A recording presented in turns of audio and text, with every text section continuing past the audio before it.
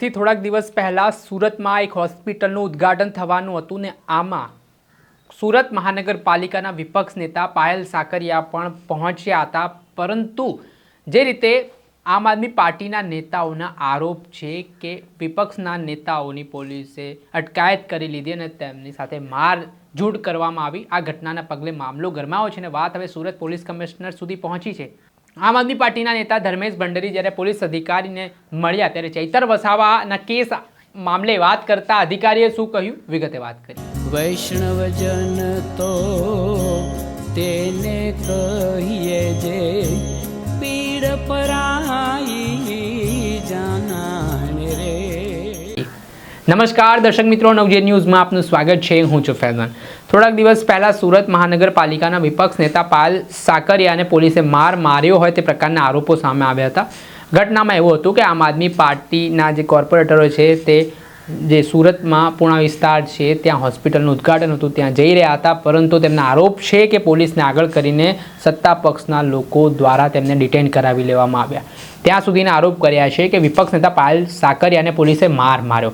આના કારણે વિવાદ વકર્યો હતો। આવેદનપત્ર છે તે સુરતમાં આમ આદમી પાર્ટીના નેતાઓ આપી રહ્યા છે અને જવાબદાર પોલીસ અધિકારીઓ સામે કાર્યવાહીની માંગ પણ કરી રહ્યા છે।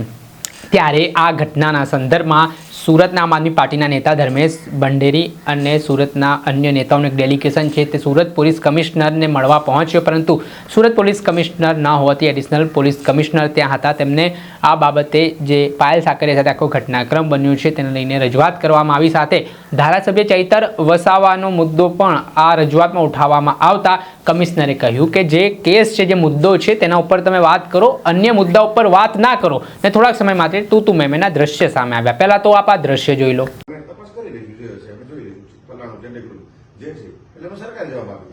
અમારા ઉપર એફઆઈઆર નોંધવામાં આવે છે, કોઈ પૂછવામાં નથી આવતું। એક ગ્લાસ પાણીનો ગ્લાસ કે તમે અંતે મારી નાખવાનો હુમલો કર્યો છે એમ કરીને અમારા ધારાસભ્ય ઉપર તરત એફઆઈઆર થઈ ગઈ છે અને અમારા માટે અમારા ઉપર હુમલો કોઈ કરે છે તો ગુજરાત તમે અહીંયા સિક્યુરિટી જે વાત કરો બરાબર સાહેબ, પોલીસ તંત્રના સંદર્ભમાં આવીએ છીએ અને દરેક જગ્યાએ આપો છો તો મુદ્દામાં જ આવેદનપત્ર સાહેબ મેં તમને જે વાત કરી છે સાહેબ એ બધી વાત આમાં અક્ષરશઃ લખી છે અને અમારે તો સાહેબને જ મળવું હતું કે અમે સાહેબને જ મળી ડાયરેક્ટ રજૂઆત કરી દઈએ કે ભાઈ આ બાબતે એમના ઉપર કાયદેસર કાર્યવાહી કરવામાં આવે। આ પહેલી ઘટના નથી સાહેબ, થોડાક 10-15 દિવસ પહેલા આ જ પીએસઆઈ બેન દ્વારા કોઈ સમાજના કોઈ અન્ય લોકો સાથે કંઈક પોલીસ તંત્રની ડ્યુટીના ભાગરૂપે કંઈક ગયા હશે અને મારામારી કરીને પેલાનો હાથ ભાંગી નાખ્યો હતો, તો પોલીસ તંત્રનું આ થોડું કામ છે અને એમાં સમાધાન થયું હતું। આ 15-20 દિવસ પહેલાની ઘટના છે। પોલીસ સંદેશો શું આપવા માંગે છે? સમાજમાં એવો સંદેશો આપવા માંગે છે ગુંડા ભલે મરી ગયા, અમે છીએ, અમે તમારા હાથ ભાંગી નાખશું, અમે તમને મારશું, એવો સંદેશો પોલીસ આપવા માંગે છે? આજે ચૂંટાયેલા જનપ્રતિનિધિ જે મુદ્દા છે આવેદનપત્ર આપ્યું એના ઉપર અમે તપાસ કરી લઈશું। તમે આટલું ઘણા બધા મુલાકાતે બી રહેશે, આટલી બધી રજૂઆત કરો સાહેબ, અમે તો જનતાના પ્રતિનિધિ છીએ। મેં તો સાહેબ તમને પહેલા કીધું તમારી પાસે સમય ન હોય તો રહેવા દો। અમે તો બાજકીને કીધું કે અમે સીપી સાહેબને મળશું, 2 કલાક પછી આવશે તો સાહેબ મુદ્દાભાઈ તો તમને વાત નહીં હવે આટલી જ વાત હતી, આજે વિશેષ નથી। અમારી આટલા વાત એવી છે, અમે ઘણી બધી વખત રજૂઆત કરવા માટે સંસદમાં કરી છે। આ મુદ્દો ખૂબ ગંભીર છે, બરાબર, અને ચૂંટાયેલા જનપ્રતિનિધિ વિપક્ષના નેતા છે, એમની સાથે આ વસ્તુ થતી હોય તો ખૂબ ખોટો મેસેજ જાય। આ ગંભીરતા બાબતે અમે એસીપી ડીસીપી સાહેબ સાથે પણ ચર્ચા કરી છે।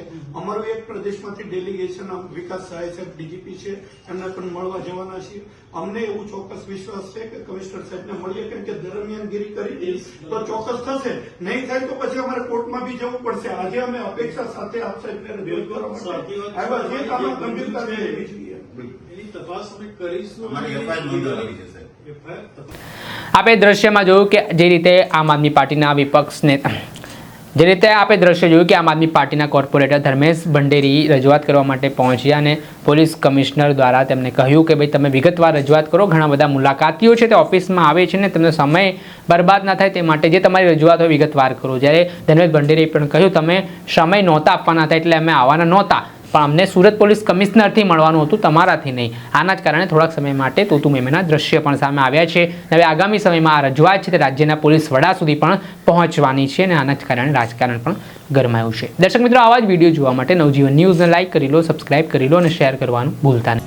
વૈષ્ણવજન તો તેને કહીએ જે પીડ પીડ પરાઈ